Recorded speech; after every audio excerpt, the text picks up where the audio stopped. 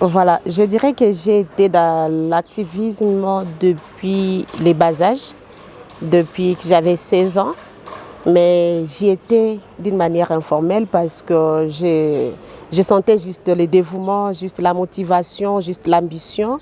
Et là, j'ai travaillé dans les écoles, là où j'étais. Des fois, j'étais la présidente, des fois, j'étais la représentante de notre école auprès des activités qui étaient initiées. Et des fois, j'étais dans des sensibilisations sur la jeunesse et tout.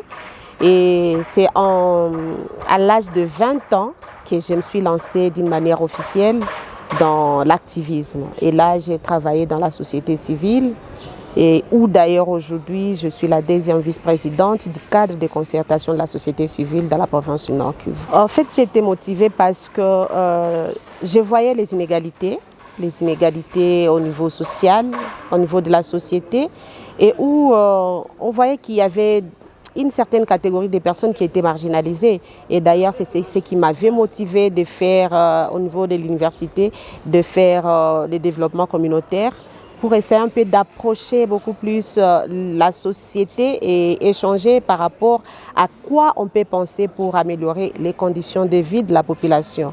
Et j'étais aussi motivée par la lutte de mes parents, entre autres ma mère, qui était déjà dans la lutte depuis longtemps, qui était une femme qui travaillait dans la société depuis longtemps.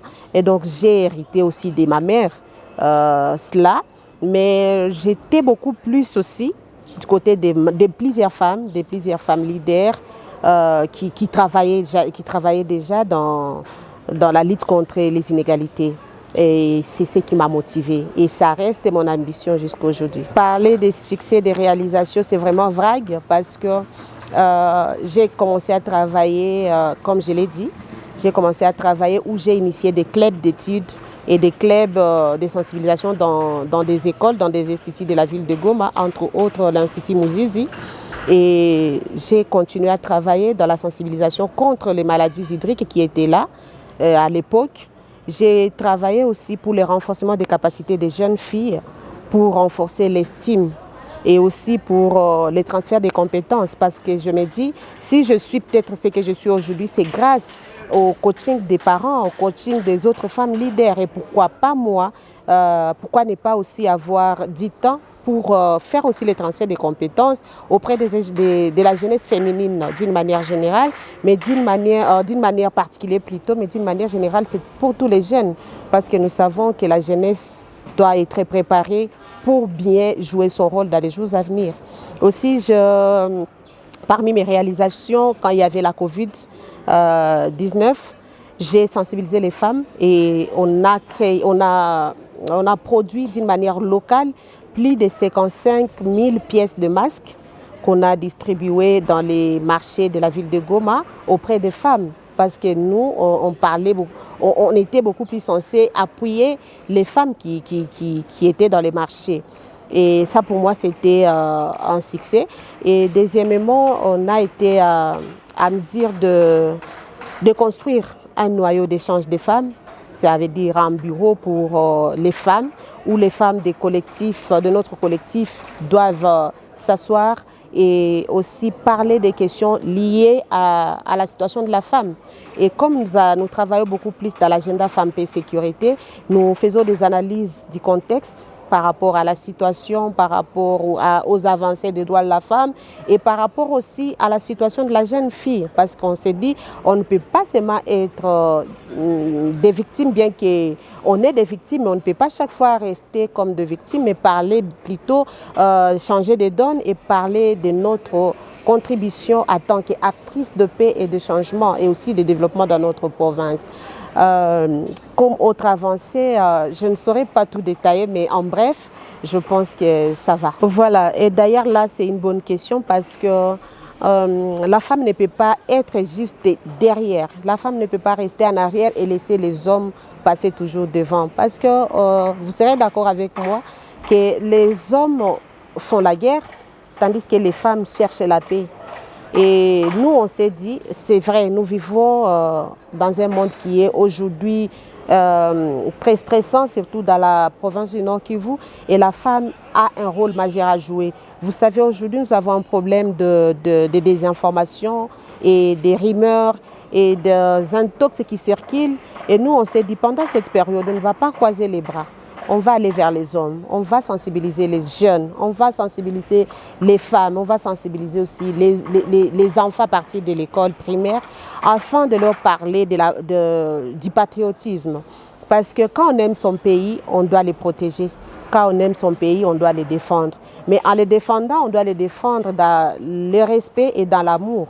Et c'est ainsi que nous nous sommes décidés de mener une campagne contre les discours de la haine, contre les désinformations, contre les rumeurs et faire comprendre aux femmes et surtout aussi aux jeunes filles quoi partager et pourquoi partager. Parce que ce n'est pas tout ce qu'on reçoit qu'on doit aussi partager. Il faut se rassurer et mesurer les conséquences de ce qu'on partage auprès des autres. Et donc on est appelé à échanger. Nous allons travailler aussi dans les 18 quartiers pendant ces mois de mars, pendant le mois commémoratif de la journée des droits de la femme. On va travailler dans les 18 quartiers de Goma pour sensibiliser les gens à la cohésion sociale et à la cohabitation pacifique, mais aussi à montrer aux femmes qu'elles sont des ambassadrices de paix. Et cette paix doit commencer par nos propres maisons, par nos propres familles et aussi nous allons partager cela avec les autres à l'extérieur. Voilà, le mot que je peux lancer aux femmes et aux jeunes filles, c'est de croire en elles, qu'elles puissent croire en elles et qu'elles ne puissent pas penser que tout ce que nous pouvons faire, c'est seulement les hommes qui les feront à notre place. Ce n'est pas seulement que nous devons croiser les bras et que les autres fassent ce que nous pouvons faire. Nous avons un rôle majeur à jouer, nous avons un rôle de développement, nous avons un rôle d'éducation, nous avons un rôle et nous devons nous cultiver. Et j'insiste aussi pour l'éducation de jeunes filles. Et ce n'est pas encore tard pour apprendre. On apprend chaque jour. Et je demande encore une fois à la jeunesse féminine, mais aussi aux femmes, de mettre les efforts ensemble. Unis, nous sommes forts. Et dispersés, on est faible. Mais je demande aussi aux femmes et aux jeunes filles de ne pas se sous-estimer, d'avoir aussi le courage d'apprendre. Là où on ne connaît pas, il ne faut pas avoir peur ni honte de demander afin de se cultiver davantage. Nous devons aussi demander aux femmes de s'impliquer beaucoup plus dans la lecture. On doit lire parce que quand on lit, on apprend encore davantage. Et que les femmes aussi se lancent dans l'autonomisation économique. Parce que sans l'argent, il y a des fois où on est buté à des défis si on n'a pas de capacité financière. Et donc, je profite aussi pour dire bon mois de mars à toutes les femmes et à toutes les jeunes filles, sachant que les droits de la femme sont les droits humains.